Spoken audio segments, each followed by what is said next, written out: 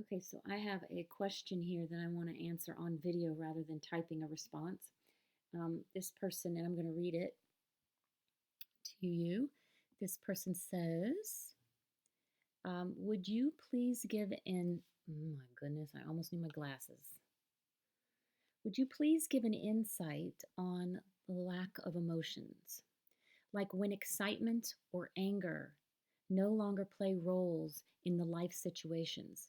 Although when admiring things brings tears out, feels like having a hollow heart, or that would that be the same matter as the passion you have spoken of in this video? And he's referring to the video that I made that was talking about will my passion, will my drive, will any of that ever come back? Because you just feel sort of like all of this passion and ambition and drive and interest is sort of falling away. And I was making reference to how the um, ego drives begin to fall away in this process. And it can be very disorienting for people. So he's talking about what about when the emotions fall away? What when anger falls away or even excitement? And this is it's actually a common place that people do report experiencing.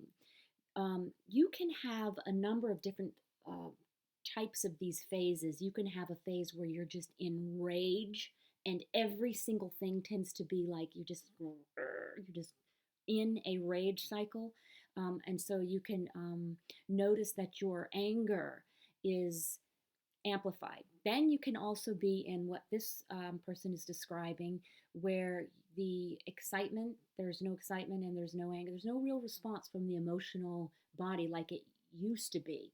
So, this is an indicator of the fact that you're moving from a reactive type of living to a non reactive type of stance. You're moving up a notch in your frequency of understanding, or you're moving up a notch in your maturity. And this is happening within the body. This is actually a physical uh, emotional, psychological shift. And it's a good place to be. When I read that question, I thought, what a great question. And I was immediately taken to this passage in the Bhagavad Gita that says, in joy, not overjoy, and in sorrow, not dejected. So in joy, not overjoyed, and in sorrow, not dejected. In other words, you are right down the middle. You are right stationed in a polarized, stable, non attached stance. And you begin to live your life from this very non attached, unemotional, or unemotionally involved situation or platform. Does it mean you do not feel deep love? No, because look what he said. He said, but then I can look at something and admire something and bliss comes up upon me. So your deep love and a deep appreciation comes from another level. It descends upon you and you are in a sacred adoration. It's very different than being in a needy, fear-based love adoration. Those are two different things. So if this person is moving from that old emotional response level to a non-reactionary, very open, very yielded, very responsive to that which is above him place, him or her. And then you are in position to utilize or allow for the emotional body to use you in a way where the power and the force of love moves through the heart. And if you look at my other videos, I'm talking about that with relation to the priestess and how the emotional body is then used. Once there's a certain level of purging and purification and balance that takes place, you can then come into a position where the emotional body is used for healing.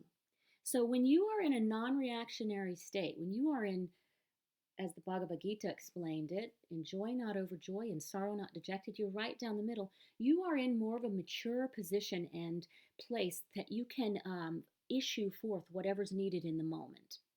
And this is just another way of describing what the New Age community will call non-attachment, or um, you could even say unconditional love, or approaching the levels of unconditional love.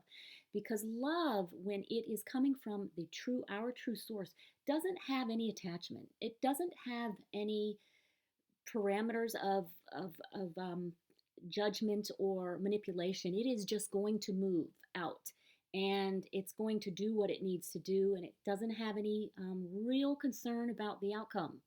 And it's sort of just an expression that is released from the attachment or the end outcome of the the reason why it is moving out.